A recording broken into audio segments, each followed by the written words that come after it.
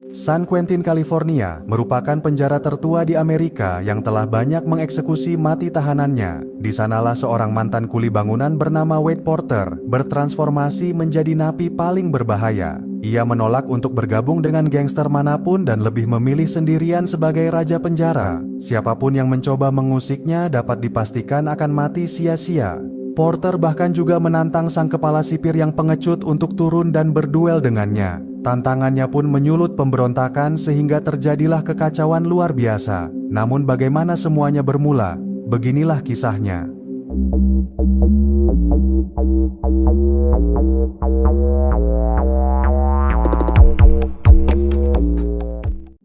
Film dimulai dengan menampilkan Wade Porter yang adalah seorang lelaki biasa. Ia merupakan suami dari seorang istri yang sangat ia cintai bernama Laura. Keduanya dikaruniai seorang putra bernama Mickey yang merupakan anak pertama mereka. Demi menghidupi keluarga kecilnya, Porter bekerja dengan giat sebagai kuli bangunan. Setiap sen uang yang ia peroleh selalu ia peruntukkan demi kebahagiaan anak dan istri tersayang.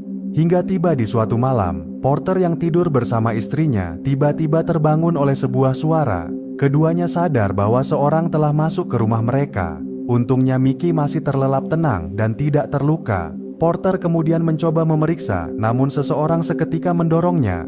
Ia pun segera bangkit dan berusaha menghentikan si maling dengan memukulnya. Sayangnya si maling yang terjatuh lantas tak lagi bergerak dan telah terbunuh tanpa sengaja.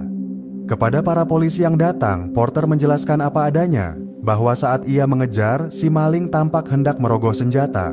Hal tersebut membuatnya panik sehingga ia memukulkan tongkatnya. Sayangnya para polisi yang tidak menemukan senjata apapun tetap bersikukuh dengan ketetapan mereka, bahwa Porter dinyatakan bersalah karena telah mengejar korban yang sudah keluar dari rumahnya. Laura tentu tidak terima namun tidak bisa berbuat apa-apa. Porter kemudian digiring ke dalam mobil polisi dan diantar ke penjara. Kejadian malam itu begitu cepat hingga ia seakan tak percaya. Pikiran Porter dipenuhi kegalauan tentang nasib keluarganya. Di tengah kekalutannya, seorang tahanan lantas tiba-tiba saja menyerang. Rupanya ia tidak terima karena Porter telah tidak sengaja memandangnya seolah menantang. Para petugas pun berdatangan dan segera melerai. Sedangkan si penyerang terus sesumbar bahwa ia akan membunuh Porter di lapangan.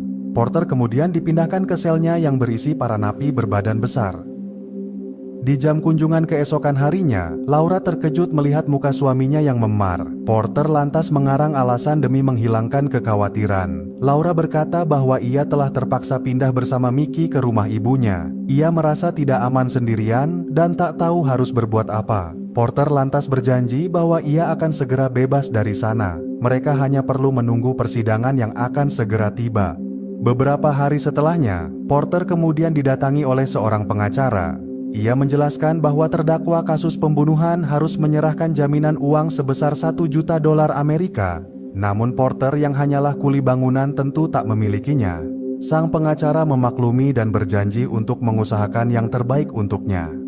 Sementara itu di penjara yang berbeda, seorang jagoan bernama John Smith telah menjadi provokator bagi napi lainnya. Mereka mengamuk dan membuat kekacauan sehingga para petugas harus melemparkan gas air mata. Sesaat kemudian John yang telah diisolasi lantas didatangi oleh seorang pensiunan sipir tua. Ia bernama Gordon yang sudah lama mengenal sang jagoan saat masih aktif bekerja. Gordon berkata bahwa sebagai sahabat ia berharap agar John bisa bertindak lebih dewasa. Namun John malah memohon Gordon supaya memintakan hukuman mati untuknya. Gordon yang paham akan masa lalu John tidak terkejut mendengarnya. Ia lantas memutuskan untuk memindahkannya ke penjara baru untuk memulai kehidupan yang berbeda.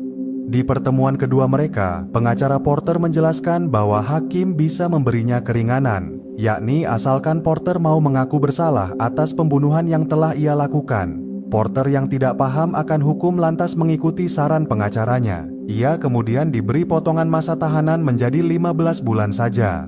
Keputusan hakim tersebut setidaknya membuat Porter sedikit tenang. Ia hanya perlu bertahan selama 1 tahun 3 bulan demi memperoleh kebebasan. Bersama para napi lainnya, Porter kemudian diangkut menuju rutan. Seorang tahanan di belakangnya lantas mengajaknya berkenalan. Ia bernama Jack yang adalah salah satu anggota geng Arya, yakni persaudaraan napi kulit putih yang paling berkuasa di penjara, yang mana bosnya adalah tahanan senior bernama Danny Sampson yang sedang duduk di depan mereka. Sesaat berselang, Samson diam-diam mengeluarkan benda tajam dari celananya. Ia kemudian menikam seorang tahanan di sampingnya hingga hampir kehilangan nyawa. Keadaan yang kacau lantas membuat polisi pengawal melaporkan kejadian. Sedangkan Samson dengan santai memberikan senjatanya kepada Jack lalu duduk di kursi belakang. Setibanya di halaman rutan, para polisi rupanya telah menunggu dengan kesal. Porter lantas dipaksa menerima barang bukti oleh Jack yang ketakutan. Sang kepala sipir yang memeriksa pun segera tahu siapa pelaku penikaman. Namun ia tidak berani berbuat apa-apa dan hanya terdiam. Akibat keberadaan barang bukti di celananya, Porter diisolasi di ruangan berbeda. Ia jadi teringat akan Mickey dan Laura yang kini tak lagi dekat di sisinya. Juga tentang bagaimana nasibnya tiba-tiba berubah hanya karena berusaha melindungi keluarga. Tak berselang lama, Porter kemudian dibawa ke ruang interogasi. Meski para sipir sudah tahu siapa pelakunya, namun mereka masih membutuhkan saksi. Oleh karenanya Porter lantas dipaksa untuk mengaku secara terbuka. Namun Porter hanya menjawab tidak tahu demi keselamatan dirinya. Sang kepala sipir bernama Jackson pun menuduh bahwa Porter pasti ingin bersekongkol dengan geng Arya. Ia juga mengancam bahwa jika sampai si korban meninggal maka Porterlah yang akan dianggap sebagai pembunuhnya. Sebagai hukuman, Porter kemudian ditempatkan di penjara tertutup khusus kriminal berbahaya, yang mana setiap sel diisi hanya oleh 2 orang di kamar sempit yang tanpa jendela. Para sipir menjelaskan bahwa setiap tahanan yang mencoba melanggar akan langsung ditembak tanpa peringatan apa-apa. Beberapa hari berlalu, Jackson menyambut sipir baru yang akan menjadi bawahannya. Ia bernama Collins yang merupakan lulusan pendidikan tentara. Dewan pengawas juga memberitahu sang kepala sipir bahwa John Smith akan dipindahkan ke unitnya. Jackson tampak keberatan namun terpaksa menerima.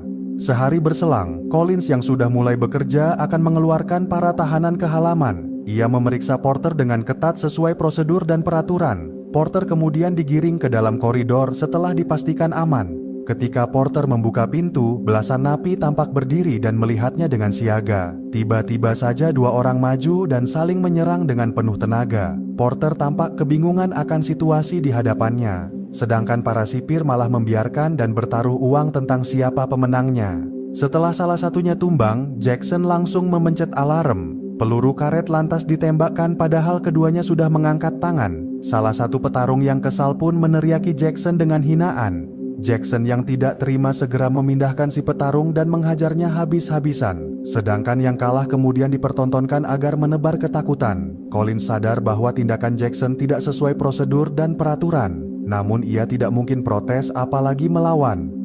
Setelah 3 bulan dipisahkan penjara, Laura akhirnya diizinkan menemui suaminya. Namun ia tampak gelisah sehingga Porter memintanya bercerita.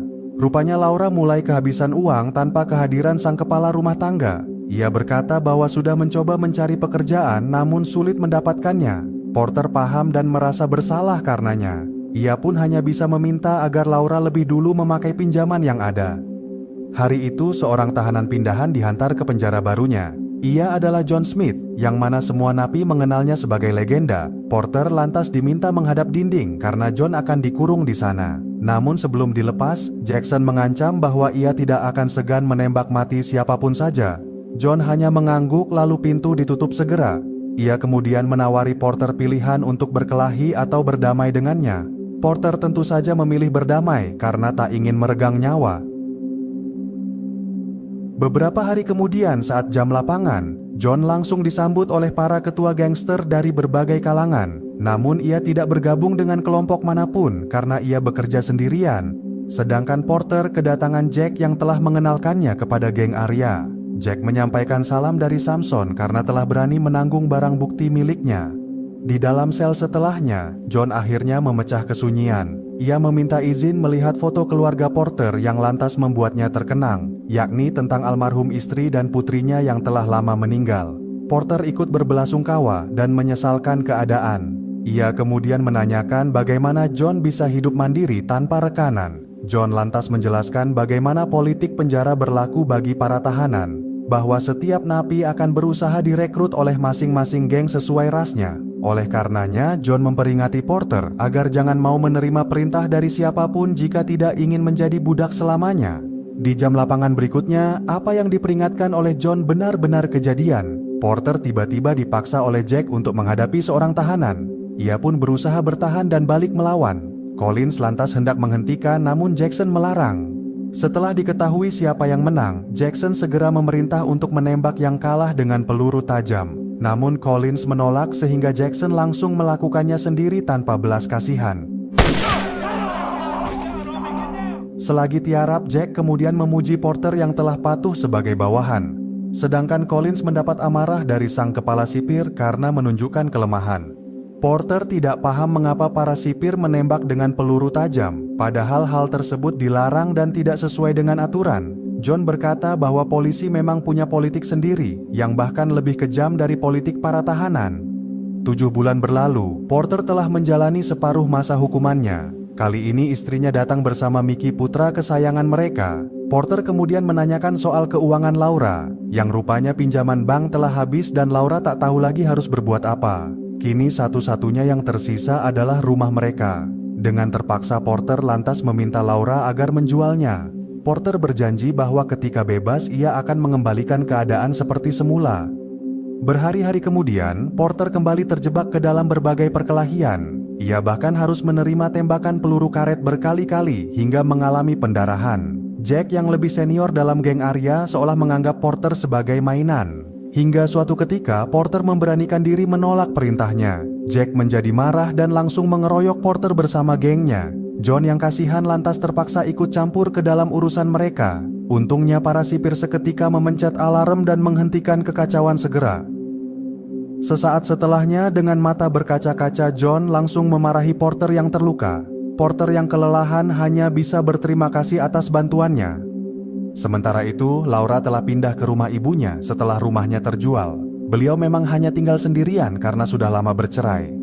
Seminggu kemudian, saat jam lapangan, Porter telah ditunggu oleh sang ketua geng Arya. Namun rupanya ia mengapresiasi keberanian Porter dan menghina Jack yang hanya tahu memerintah saja. Jack lantas diserang oleh anak buah Samson dengan membabi buta. Untungnya Collins segera melancarkan tembakan sebelum Jack kehilangan nyawa. Melihat Samson berulah, Jackson memandangnya dengan dendam dan penuh kebencian. Collins yang penasaran kemudian diberi penjelasan oleh Robert soal kejadian 5 tahun silam, bahwa Samson pernah menghajar dan mengencingi Jackson hingga pingsan. Akibatnya Jackson terkena penyakit infeksi hati yang dideritanya sampai sekarang.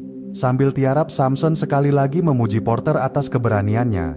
Ia berkata bahwa jika mau, Porter boleh bergabung dengan geng Arya atau hidup layaknya John yang sendirian saja.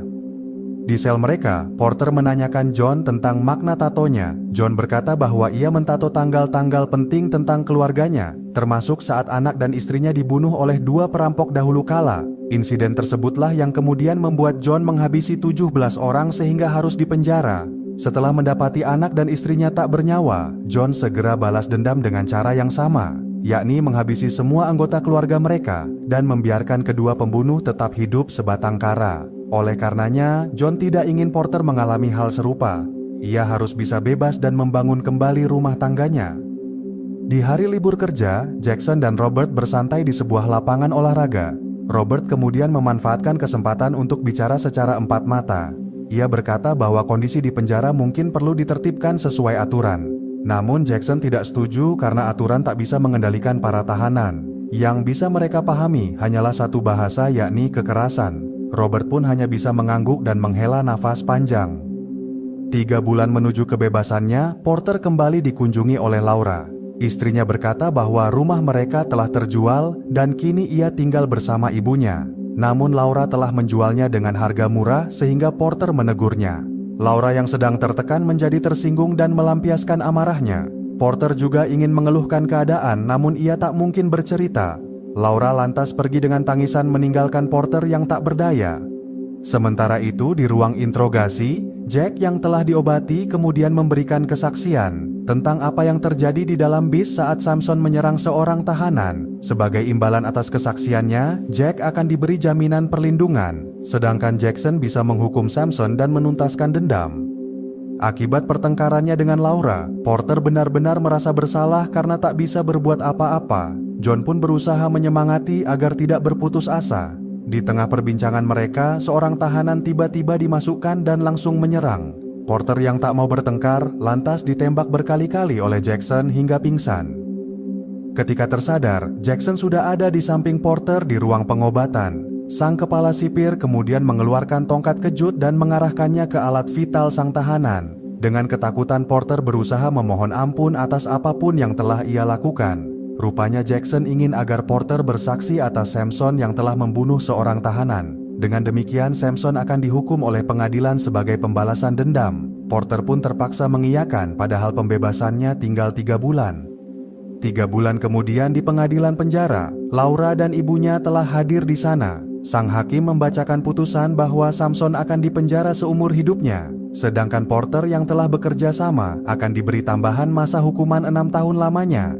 Ketika pulang, terjadi perdebatan sengit antara Laura dan ibunya. Beliau tidak ingin Laura berakhir seperti dirinya yang menjanda sampai tua. Umur Laura akan genap 40 ketika suaminya bebas dari penjara, dan tidak menutup kemungkinan Porter akan mendekam lebih lama karena hal tak terduga. Oleh karenanya, Laura harus merelakan sang suami pergi dan mencari penggantinya. Tak berselang lama, surat permohonan maaf Laura kemudian sampai di penjara. Setelah Jackson merenggut kebebasannya, kini perjuangannya demi keluarga berakhir sia-sia. Hancurnya perasaan Porter membuatnya mengganas dan menggila. Ia benar-benar putus asa dan tak lagi takut kehilangan nyawa. John yang paham bahwa Porter telah sangat kecewa, hanya bisa turut berduka. Beberapa hari berselang, John mendapat kunjungan dari seorang teman. Ia adalah Gordon yang merasa punya hutang budi, sehingga selalu menawarkan bantuan. Namun John yang tidak mau membebani siapapun, lantas meminta agar Gordon melupakan apa yang telah ia lakukan. Hutang budinya sudah lama lunas dan tidak perlu lagi dibayar. John lantas mengakhiri percakapan dan meninggalkan sang teman.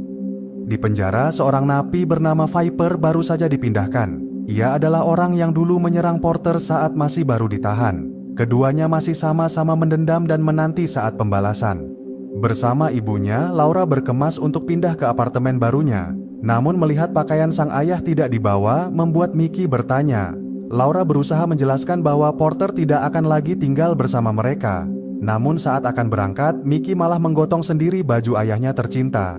Hal tersebut membuat Laura kepikiran sehingga ia kembali melakukan kunjungan. Porter tentu terkejut sambil tetap menyembunyikan kesedihan. Laura memohon maaf karena telah meragukan perjuangannya. Porter pun berkata bahwa ia tidak akan bersemangat untuk bebas jika bukan demi Mickey dan Laura. Keduanya lantas saling meneguhkan cinta untuk bersetia sampai maut memisahkan mereka.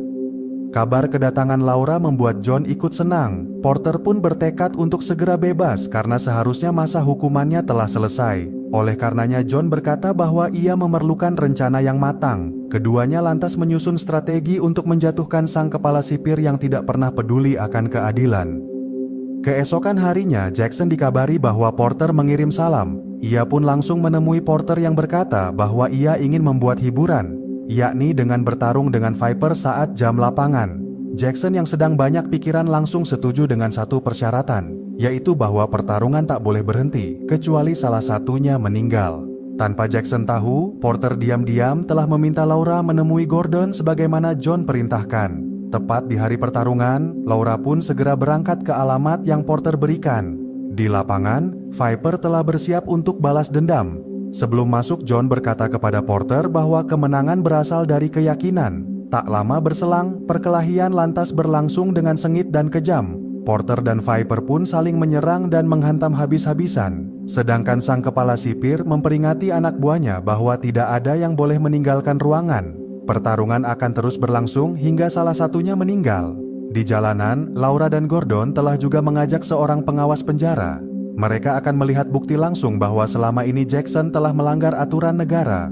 Sementara itu, Porter yang kalah besar berkali-kali dihajar dan berhasil dirobohkan. Viper pun menyerangnya secara membabi buta tanpa belas kasihan. Menyadari keadaan memburuk, John diam-diam mengeluarkan senjata dari kacamatanya. Untungnya Porter berhasil membalik keadaan dan mulai unggul di atas arena. Hingga akhirnya ia menunggangi sang lawan dan berkali-kali membenturkan kepalanya. Namun Porter tiba-tiba berhenti dan menantang Jackson dengan tatapan. Amarah Jackson meluap dan hendak menembak dengan peluru tajam. Porter yang tak gentar akhirnya memotivasi para napi lainnya untuk berdiri membentuk barisan. Persatuan mereka pun membuat para sipir tak berani melepas tembakan.